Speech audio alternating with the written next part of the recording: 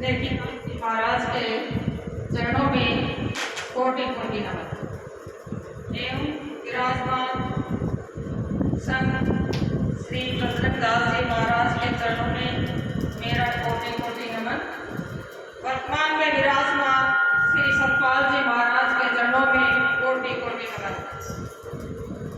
आज का जो दिन है इतना ही खुशी का दिन है अपन सब के लिए। आज अपन यहाँ पे सभी इतने एकत्रित हुए हैं, इतनी खुशी मना रहे हैं। ये सब भक्तों को विदित होगा कि आज ही के दिन संत श्री बजरंग दास जी महाराज का जन्म 18 सितंबर 1928 को बानी राम जी के घर ओसलू में हुआ था। उसके बाद में कुदरत को मंजूर नहीं था।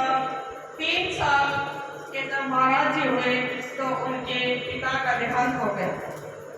देहांत होने की वजह से फिर माता भी वहाँ न रही और दादी ने ही उनका पालन पोषण किया। दादी कड़िया दादी थी, वो भी क्या है धार्मिक आस्था थी, महिला अच्छी थी। उसने अपने पोते का बहुत ही अच्छी तरह से पालन पोषण किया।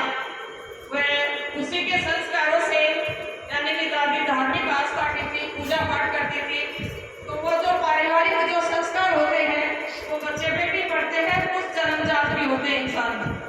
तो इसीलिए क्या उन्होंने भी किया है अपने दादी के प्रभाव से, शुरू से बचपन से ही क्या उनके मन में भक्ति भाव था। कुछ ही समय के बाद में 5 साल के जब हुए तो दादी ने क्या है उनको स्कूल में दाखिला दिलाया, लेकिन कुछ कठिन परिस्थितियों की वजह से क्या है कि वो ज्यादा शिक्षा प्राप्त नहीं कर सके। वह 9 वर्ष की आयु में उन्होंने 5वीं कक्षा पास करके और उन्होंने अपनी आजीविका के लिए दादी को दुखी देखकर उनका मन बहुत ही व्यथित होता था, इसलिए उन्होंने क्या है अपना घर का कार्यभार संभाला और उन्होंने क्या छोटी ही उम्र में जो जुलाई का काम होता है, कपड़ा बनाना और भी जो अन्य कार्य हैं वो सब करके अपने घर गृहस्थी को चलाया। थोड़ी सी कुछ परिस्थितियों को देखते हुए दादी ने भी सोचा कि बच्चे में ज्यादा भक्ति भाव है, कहीं भटक नहीं जाए, ज्यादा भक्ति भाव से कहीं साधु संत न हो जाए।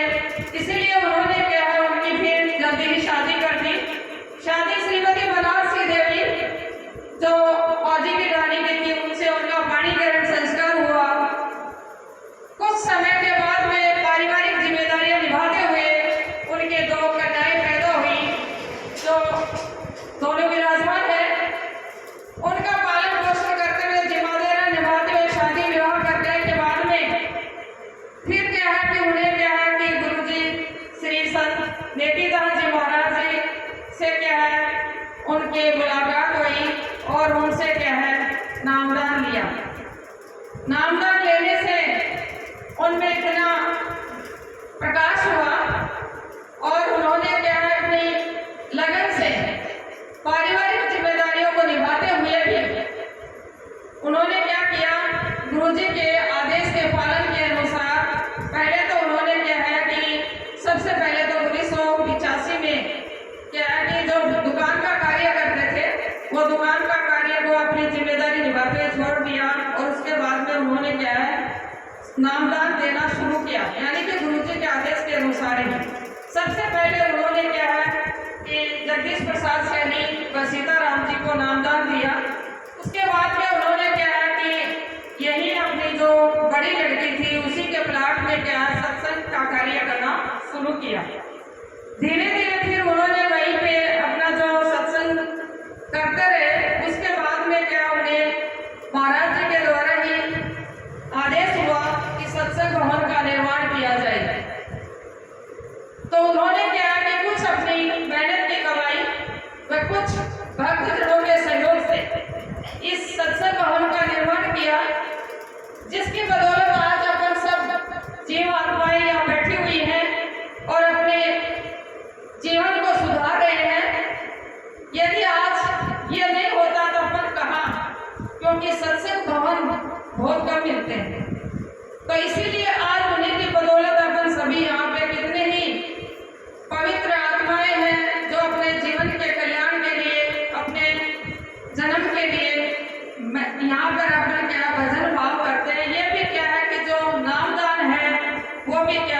भाग्यशाली व्यक्ति को ही मिलता है, नहीं तो नहीं मिलता है।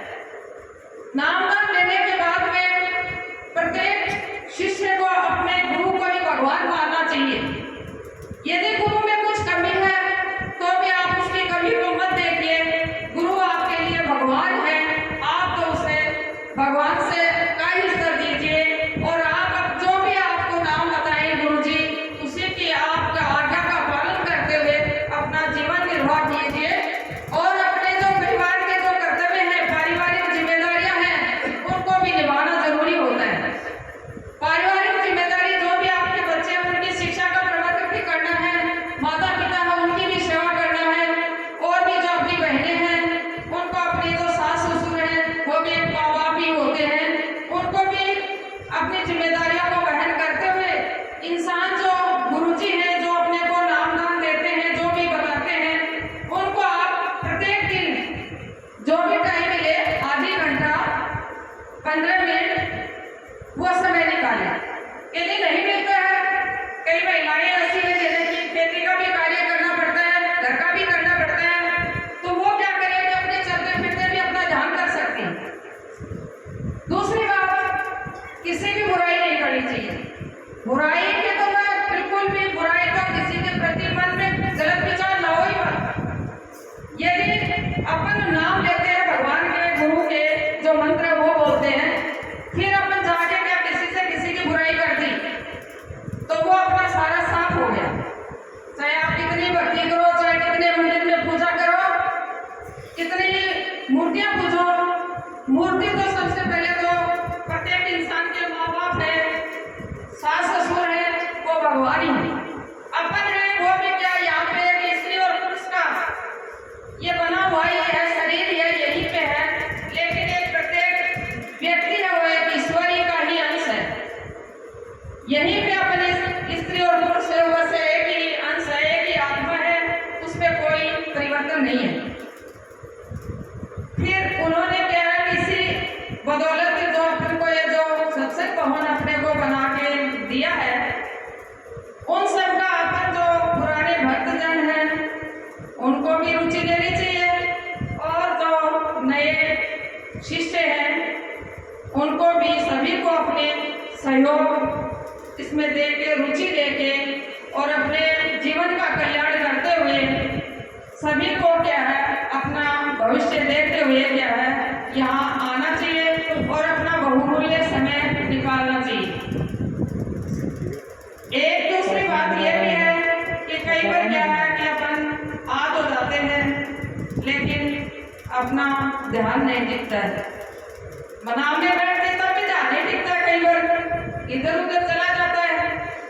लेकिन कोई बात नहीं है, अपन आवाज से, वाणी से ध्यान करेंगे तो उसका भी अपने को फल मिलेगा। भाई कई बार क्या है, जो अपन सांसारिक इंसान है जिसका ध्यान नहीं टिकता, तो अपन यदि बोलकर के उच्चारण करके भी गुरु मंत्र है वो करेंगे तो इससे भी क्या अपने जीवन में सुधार होगा। तो इसलिए मेरा तो सभी भाई और बहनों से यही निवेदन है कि आप ज़्यादा से ज़्यादा पधारें। और आज भी देखो कितनी खुशी का दिन, आप कितने सभी ने अपना बहुमूल्य समय निकाल कर यहाँ आए हैं, कितनी मेहनत से आपने सभी ने सहयोग दिया है, कितनी खुशी हुई है सबको देखकर। तो मैं तो यही कहना चाहती हूँ कि आप सभी अपने जीवन के कल्याण के लिए जो भी तुम्हें गुरु ने जिन्हें मंत्र दिया है उसका मनन करें और अपने जीवन का कल्याण करें। प्रत्येक गृहस्थ व्यक्ति अपने कर्तव्य का पालन करे, और जैसे कि आर्थिक सहायता नहीं दे सके लेकिन अपन शारीरिक सहायता तो यहाँ दे ही सकते। प्रत्येक व्यक्ति की जैसी भी क्षमता हो उसी हिसाब से क्या सहयोग करे और सभी रुचि दे। एक दूसरे को किसी प्रकार की ईर्ष्या भावना नहीं होनी चाहिए, सभी अपने को भाई बहन के जैसा ही बर्ताव करना चाहिए और परिवार में भी वैसा ही होना चाहिए। परिवार में भी यदि किसी व्यक्ति ने कुछ कह दिया हो तो उसको बुला देना चाहिए, क्योंकि इंसान से होती है गलती। कोई बात नहीं, उसने कह दिया, अपन उसको कुछ बदले में जवाब नहीं देंगे तो फिर वो क्या बात बढ़ेगी नहीं।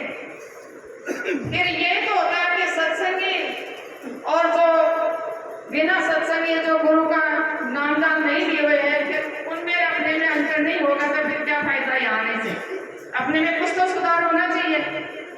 तो मैं तो ये कहती हूँ, आज आप सभी को देखकर, अच्छा माहौल देखकर मन को काफ़ी प्रसन्नता हुई, और मेरा तो आपसे हाथ जोड़कर यही निवेदन है कि आप इसे सत्संग भवन में सभी रुचि लें और सभी क्या है इसका विकास करें। सभी लोग अपना बहुमूल्य समय निकाल कर यहाँ पधारें और सभी प्रेम भावना से आपस में रहें।